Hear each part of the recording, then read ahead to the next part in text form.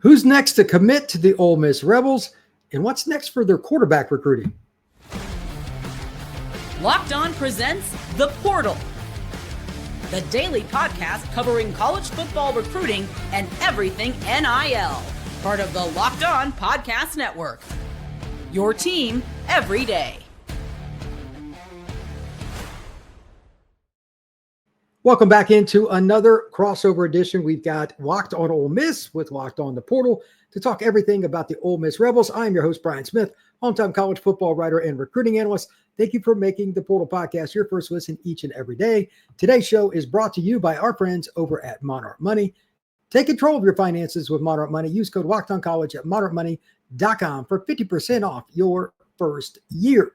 The Ole Miss Rebels trying to figure out quarterback recruiting. They got one in the boat. Maybe they get two. There's even Ryder Lyons. It's a possibility, who's more or less a class of 27 kid because he's going to do an LDS mission. We've got some in-state recruiting to discuss and some out-of-state. All in all, it's going to be a lot of fun to talk about that. And at the end, we got some time, a little bit of SEC recruiting, just kind of what's going on around the league. To help me figure out everything, Steven Willis, Locked On Ole Miss. How are we doing today, sir? Doing quite well. I guess we're getting ready to hit the first ever dead period that's like 2 months long in recruiting in a couple of weeks. So we kind of have to, it's going to be hectic over the next couple of weeks. That is absolutely true. The dead period begins next week. This weekend coming up, the June 20th official visit weekend. A lot of schools have players coming to campus around the country. After that weekend, it is quote unquote the dead period. But as many probably already know, it will be what I call commitment season. Starting this coming weekend, especially Sunday night, it's just going to be an avalanche of kids, Power 4 and G5 committing, and there's all kinds of stuff involved with Ole Miss, and that's what we're here to talk about today. Stephen, we've been messaging, talking about quarterback recruiting on and off for 6 months, because Ole Miss quarterback room, you could argue, is the most fascinating in college football. So let's just start with that part right there. Where is Ole Miss recruiting headed? Well, it all starts with quarterback. I mentioned in the beginning, Ryder Lyons. We'll get to him. He's one of my favorite recruits in this class, but again, he is technically class of 2027. He's out of Folsom, California, but he's LDS. He's going to take a one-year mission no matter where he signs. But the latest guy that you mentioned to me the other day is Bryson Beaver, and I looked him up. He's from Murrieta. I think I'm pronouncing that properly. It's on the backside of L.A., out in the valley, out in the desert, and he probably doesn't get enough attention. If he was at Mater Dei, if he was at Santa Margarita Catholic, if he was at Long Beach Poly or any of those tradition-rich programs out there, it'd be a different story. But he's only like a 3-star on 3 of the 4 major services and a 4-star on 1 of them or something like that. So, but I watched this film. It's funny. I wrote down, he reminds me the quarterback who just actually left Ole Miss. And you said the same thing right before the show, and I started laughing. I'm like, this is like the throwing motion. It's almost identical. Yeah. Like Jackson Dart's throwing motion is very, very similar to that of Bryson Beaver. So let's talk about that. What were your overall impressions of him? This is a kid that Ole Miss is definitely involved with. What'd you think about him on film? I think he reminded me a lot of Matt Corral, actually, not Jackson Dart. Oh, okay. Because of the gunslinger mentality that he plays with at the high school level. You can see it. There's a chip on his shoulder when he plays the game. Now, he can make the throws. He has touch on deep balls. He can zip it when he needs to. He has the athletic ability to run the football, all of the stuff that Lane Kiffin loves. But the same thing that would endear Ole Miss fans to Matt Corral, this kid has it in spades. I really like where this kid is. And honestly, I'm going to be real about it. You talk about Vista Murrieta. He went to Boise State. First of all, Boise State, excellent job of evaluation when everybody else was against you, getting that commitment and stuff like that. He commits to Boise State, decommits, immediately gets an Oregon offer, gets an Ole Miss offer, gets an Alabama offer. That kind of lets you know where this kid is. And on top of everything else, he's gone to Elite 11 and got an invite to the Elite 11 finals that are going on this week.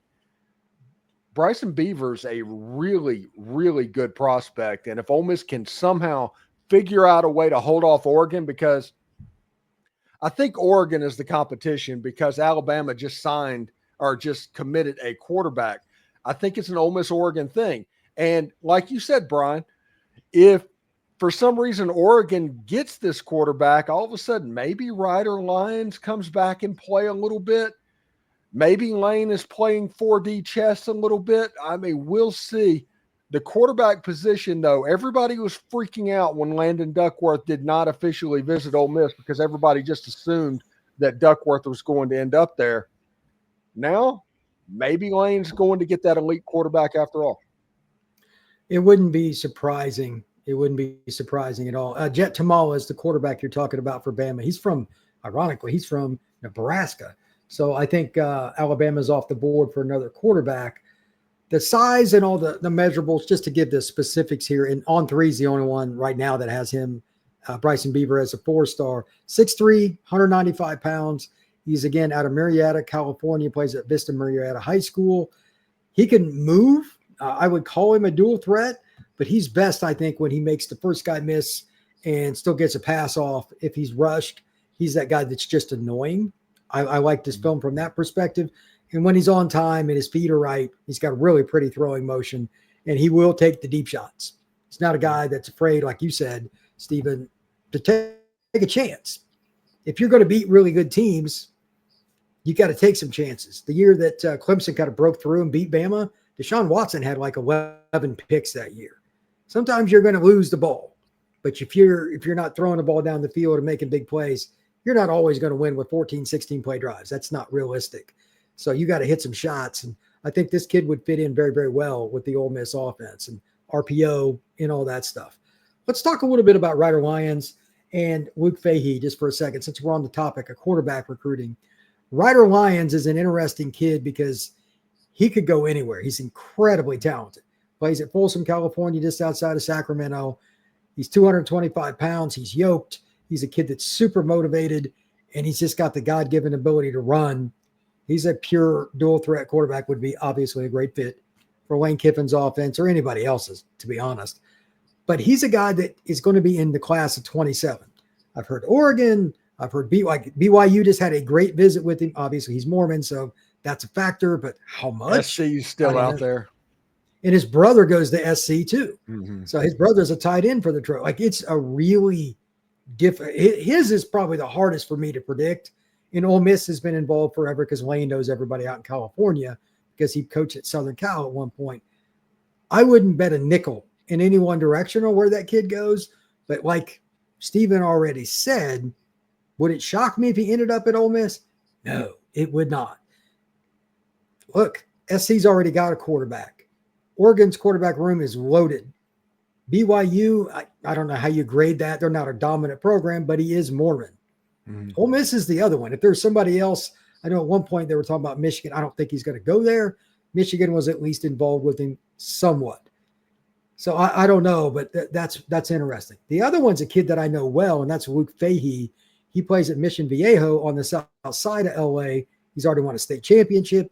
He's the quarterback for California Power, one of the best 7-on-7 teams in the country. Really athletic. He's got a good arm. Not the biggest kid. He's about 6 foot, 200 pounds, but he can scoot. And he's another LA quarterback. Again, Lane knows that state very, very well. He would fit in very, very well with Ole Miss. Stanford, Indiana, an unusual recruitment, but in today's world, I guess I shouldn't be shocked by that. I don't know where he's going and if he's going to visit Ole Miss, but they're still involved from what Steven told me before the show. So that's your wild card. Maybe he visits Ole Miss in September, October or something. I would not be shocked. When we come back, I want to talk about some possible commitments, get Steven's take on all the players kind of on the board. That is next here on this crossover with Locked On Ole Miss and Locked On the Portal. Ever check your bank account and wonder, where did all my money go? Between dining out, online shopping, and entertainment, it's easy to lose track. That's where Monarch Money comes in, your personal CFO, giving you full visibility and control over your finances. Monarch Money isn't just a budgeting app, it's a complete financial command center. You can track your accounts, investments, and spending in one place, so you stop just managing your money and start building wealth. When you start using Monarch, you'll realize just how much you're spending on things you probably don't need to spend money on. Going out and eating, maybe even food delivery, and other things that just eat away at your finances. It's also an easy way to use everything in one spot. Instead of checking your finances in multiple places, you can do it with Monarch Money. Take control of your finances with Monarch Money. Use code LOCKEDONCollege at monarchmoney.com for 50% off your first year. That's monarchmoney.com, code LOCKEDONCollege for half off your first year. All right. Thank you once again for making Locked On the Portal and Locked On Ole Miss your first listens each and every day. And thank you to Steven for doing the show with me again today. Let's talk a little bit about the state of Mississippi and then the prospects involved with Ole Miss, some in-state, some out-of-state. Just kind of an overview. Always want to mention him because his recruitment is so fascinating to me. That is Tristan Keys, Hattiesburg High School. I wouldn't, kind of like on some of these other kids, I wouldn't bet a nickel on where he ends up. Ole Miss is involved, but Tennessee, Miami, a bunch of other schools are trying to flip him from LSU. Great player, great kid, but like I think his recruitment's so far off from being done. In a way, Steven, I'm not even really concerned about it. I don't think we really need to be talking about it until October. Anything you'd like to add to that? I think that since he signed with Adidas, three-stripe life is going to become increasingly important. And the Texas A&M Aggies, the Miami Hurricanes, and the Tennessee Volunteers, if they change to Adidas, if that actually happens, becomes a thing that LSU might not be able to overcome. That's something that's very important. I don't know if it will, but that's noteworthy, to say the least. That branding stuff matters. Jace Matthews, he's the other guy that I think is just exceptional in the state, among others. Xavier McDonald's really good too. Ole Miss, Auburn, Miami, Texas A&M. I've messaged with his mom here recently. That's a really good football player. He's down there in the southeastern part of the state. Weeksville, if I remember right, that little town that he's from. I don't know what Jace's timeline is. Have you heard anything on an announcement with him? I have not looked it up. I have not heard a timeline on him. I know that Ole Miss feels pretty good about him and Xavier McDonald. Okay. Though those are big developments because that would be a 1-2 punch for sure. Yeah, they feel pretty good about it. Now, in this age, I mean, if you look over on the side, it says the house settlement. That means that things changed and everything could obviously flip at a moment's notice. But I know that Ole Miss feels pretty good about Xavier McDonald and Jace Matthews. Jace Matthews and McDonald have both officialed in Oxford. Maybe it was an official bump, so to speak. We used to talk about that all the time. Maybe it's real. We'll see. The important thing, like you're going to hear say 1 million times over the next couple of months, they have to show up on campus for a game. Yeah, well, and one of them is on the Gulf Coast, so it's not easy to get to Oxford. Luckily, Ole Miss has no 11 o'clock kickoffs for their conference games. So that is good news for people that are living on the coast. Yeah, I was going to say, otherwise you pretty much got to leave at like 3 a.m, which nobody wants to do that. That's horrible. Yeah, it's about a 6-hour drive. Yeah, it's not fun at all. Let's talk a little bit about Nolan Wilson, Picayune High School, A&M, Ole Miss, Auburn, Bama. He's got offers from pretty much everybody, LSU, etc. We think it's going to be Ole Miss or one of the schools in the state of Alabama. Is that a fair assumption on your part, or you think somebody else involved too? That would be my guess at the moment. I know that he visited Ole Miss a couple of months back, I think it was. And he said he didn't feel the love. So everybody just assumed this is another Picayune type player. I mean, Picayune and Ole Miss, for whatever reason, over the last couple of years, there hasn't been a very great connection. But he had an official visit in Oxford. Enjoyed it, felt the love. So we'll see what happens, exactly what that looks like. And again, get Nolan Wilson to a game this fall, preferably the LSU game at the end of September. Well, that's going to be important. What time is the LSU ball game? Is that a 3:30? It's a flex game. It's either 3:30 or a night game. Okay, so they're good either way then. Yeah, either way, because there's no 11 o'clock conference game. Thank goodness. There was about 3 of them last time. Well, yeah, that's not very helpful to say the very least right there. 11 o'clock kickoffs are tough on fans. They're also tough on the recruiting side of things, because kids just don't have time to make it to your state if they're out of state. And even some of the in-state kids for Ole Miss, that's not going to work out very well at all. Bryson Cooley out of West Jones High School, another southern part of the state player. Do we think he's going to be at some games this fall, or is this a kid that Ole Miss has got a shot with? What's the deal there? It's a weird situation. I was talking to you before the show, and kids from South Mississippi, he's from West Jones High School. That's around the Hattiesburg area. LSU and Alabama are always going to have an influence in some way because they're closer universities than Ole Miss. We'll see if they are able to get him up for a continued visit to try and build the relationship, because he's a good offensive lineman. You need 4 stars. You need to start recruiting those and building up that room, especially after last year. They went heavy on the transfer portal. Everybody thought they would be okay. They missed on a couple of players. They might have been a little too big in a couple other players, and now they're going all in, it looks like, on the high school market. They started last year with Devin Harper, and now they're starting to try and get those top 100 type offensive linemen as well. So we'll see how it goes. Bryson Cooley, Alabama's a school that he's visited. That's one of, and SEC influence pretty heavy. I don't know where he's leaning yet, though. That's kind of interesting for him. He's kept it close to the vest. Yeah, he really has. I haven't heard a whole lot about him in general. Emmanuel Tucker, somebody we talked about recently. He doesn't live that far from Oxford. He committed to LSU, but let's see if he goes to any of the Ole Miss games. I imagine he will. He's another good offensive tackle, about the same size, 6'6", 280. Tylen Wilson, I have not heard any traction with Ole Miss. Rivals has him as the 10th best player in the state of Mississippi. He's a pretty good guy, but he's another southern part of the state, Pascagoula. Demarius Yates, kid that I think is way underrated by Rivals. They got him as the 12th best player in the state of Mississippi. I think that's far too low. He's Kemper County. I think Lane will end up using him in the slot, maybe even out wide, but he's definitely a running back that's very athletic, and he can make you miss, man. Like he's very, very good, especially in the passing game. I think he'll be really good.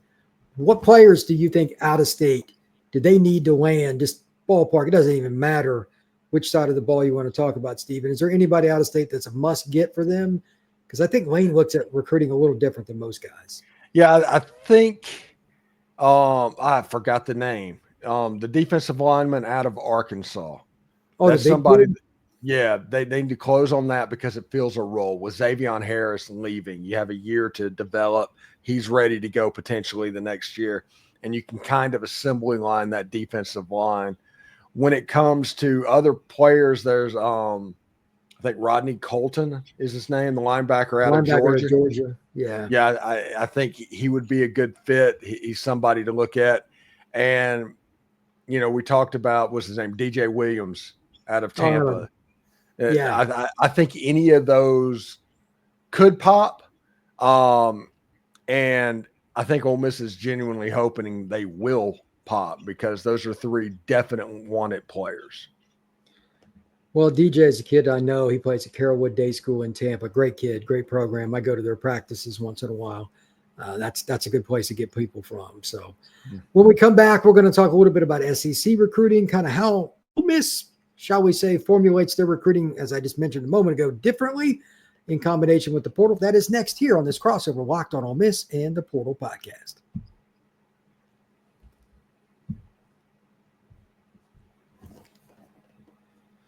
All right, Steven, Ole Miss, I'm going to guess, is going to end somewhere around 20 to 22 players in this class.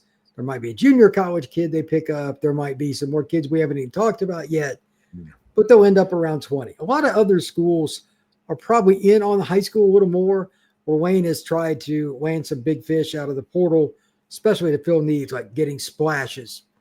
And they're going to, I would assume, lose Suntarian Perkins after this year. Maybe they go after somebody that's a big name at linebacker, at edge, something like that. But do you think the shift has changed a little bit? It's closer than it used to be with high school recruiting being more important, or do you think it's still about the same? I think it's going to change year to year. That's just the way that Lane Kiffin is. And right now, Mississippi is starting to become more and more flush with players. So it's going to be more high school heavy because those players are in your backyard. on years where high school in Mississippi isn't quite as good, the transfer portal is going to raise up. I always talk on my show, there's a red line on the field. If you're below it, you're not going to get an offer. If you're above it, Lane's interested in you. And it doesn't matter if you're the portal, if you're playing ball in Canada, if you're a JUCO, if you're a high school player, if you're above that red line, he's going to take you. Well, that's a pretty simplistic way to look at it. I would say that they've improved their roster about as uniquely as any program in college football over the last 4 or 5 years. They've taken some kids from the G5 level in smaller schools that have helped them. And they've also gotten transfers from SEC, ACC, Big 12, et cetera. But at the end of the day, they found players that have worked together. Why do you think that Ole Miss, especially offensively, has been able to mesh together so well with kids like Jackson Dart was at Southern Cal, like the kids that have no connection to the state of Mississippi, but they come down to Oxford and it ends up working? Why do you think that is? I think that Lane is really good at finding other people that have his similar personality trait, and that is win above all. If there's a competition, he wants to win it. So he goes out and recruiting and tries to find other player that the most important thing is winning at absolutely everything. Once that happens and you got a bunch of people kind of pulling the rope that direction, it becomes a little bit easier for them to mesh together because they are all working to try and win the game. And they also really trust Lane because Lane has the reputation of being the offensive guru and things like that. They trust Pete Golding as being a really good defensive coach. Saban wouldn't have hired him otherwise. And because of that, when you have a group of players that are all in on winning and they absolutely trust their coaches, you have a pretty good chance that it's going to be successful and it's going to come together pretty quickly. Well, that's fair. He's pulled from some really good coaches. I mean, Pete Carroll and Nick Saban are two of his mentors, among others. I mean, those are still his primaries. Those are two of the greatest coaches in college football history for the runs that they've had at Southern Cal and Alabama, respectively. So I'm assuming he knows how to assimilate talent, even when they don't have anything in common, like on a personal level. If you think about it, the complexity of college football rosters, that is a whole nother animal that I can't even imagine walking into a conversation in a college football locker room today. Like, it's crazy. Yeah, it's crazy to think of, but since he left SC way back when, not as a head coach, as an assistant, when they had Reggie Bush and Lindell White, Lane Kiffin has been trying to put that backfield together wherever he's been. He has looked for running backs that feel the thunder and lightning personality of a running back. And if you take a Shakai Mills-Knight, who has a chance to be a really good thumper at 225 pounds, 230 pounds, when you take a Jamarius Yates, who can do a lot of the electric stuff, and you put him in the backfield at the same time, might be the first time that Lane Kiffin has been able to put a running back room together where players that complement each other like that exist. Those two are about as good as it's going to get for that. There's no doubt, because Yates is quick as all get out. I've seen him live. He's a really talented football player. SEC recruiting wise, the trends that I'm seeing really aren't anything that are new. It's just the old hat. Like the same schools are training: Florida, Texas, Georgia, Alabama, LSU. It's nothing shocking. But the one thing I've noticed is the big influence still on defensive linemen. One of them actually committed from Mississippi to Texas here recently. Everybody's, yeah, that was weird, to be honest with you. But Ole Miss, they're in on a bunch of defensive linemen. It's my biggest concern for their class, like D-line, O-line, how it finishes at the high school level. If Ole Miss is going to take that next step, and I talked about this when you were out and I was doing the show, they've got to take that next step with O-line, D-line recruiting. And it starts in state. It's a couple of them they're trying to get right now. One's committed to LSU. They're going to try to flip, et cetera. But if they take the next step there, I don't think Kiffin's ever had a problem getting skill guys. I don't think he ever will. And the overflow can go to defense. So I'm not too worried about that. It's the linemen. If they don't get those kids, they're never going to get over the top and consistently beat those programs. But if they do, with his play calling and the skill guys that Ole Miss gets, they can beat anybody. And that's why I think they're winning. Yeah, if you look at what they had last year, you had Walter Nolan and J.J. Pegues, both of them demanding a double team each and every single play. If you didn't, they would wreck whatever play you had planned. That left Suntaran Perkins and Princely and Monmielen one-on-one on the outside. So that meant you automatically had a pass rush. And the linebackers did not have to deal with the offensive linemen coming off of those players, and they could run free, which means you had a really good run defense. It's not hard. Football is not a hard game. If you have a one-on-one for elite pass rushers, if your linebackers can run uninhibited to the outside and all over the field, you're going to have a pretty good defense. And when you have a pretty good defense, you're going to have a pretty good SEC team. There you go. There you go. Yeah, they had a different kind of defense with that front last year. That was pretty special, to say the least. My question for them additionally is, who's the next guy at wide receiver? It's just a fun topic. I think Honeycomb, a guy that I know, Caden Lee, has a chance to lead the league in receptions. I'm not saying he's going to be the best receiver in the SEC or whatever, but he's going to get single coverage a lot. He plays in the slot a lot. I'm telling people right now, he will. I think 70 is a low number. Yeah, and he's good friends with Austin Simmons. Oh, there you go. So there's the Matt Corral, Elijah Moore type thing that there seemed to be like a ESP between the two players. So, yeah, that cannot be overlooked. I will say this is the best wide receiver room that Lane Kiffin has probably had during his time at Ole Miss. And there's not a Trey Harris on the field. Trey Harris was above and beyond. The wide receiver room as a whole probably goes 7 or 8 deep of players that could actually play. And when you look at that, people that tell you exactly how it's going to go, except for the Caden Lee part, except for that, is a little bit off base because there's so many things. Caleb Cunningham, Winston Watkins, who absolutely showed out, by the way, in spring practice. I'm curious to see where this wide receiver unit goes for Ole Miss. Yeah, they got a lot of talent, so anything is possible. But we'll see how fall camp is and how they try to rotate the guys in and how deep they go, because they've gotten to a point now where they can rotate much more than they used to, and that's one of the reasons they climb the ranks a little bit. Stephen, tell everybody where they can find your work, my friend. We are the Locked On Ole Miss podcast. We're available wherever you get your podcast and on YouTube. You can catch me on Twitter at the Steven Willis. And we like to have a good time and provide different perspectives on Ole Miss sports. Had an interview this week with Chris Beard, the Ole Miss head basketball coach. We are pretty fun on this channel, and we are the front door to the University of Mississippi Ole Miss. So we're pretty excited about what's going on. All right. The Portal Podcast, you can find us on YouTube, Spotify, Apple, Podbean, or wherever you get your podcasts. This has been another great edition with Locked On Ole Miss and the Portal Podcast.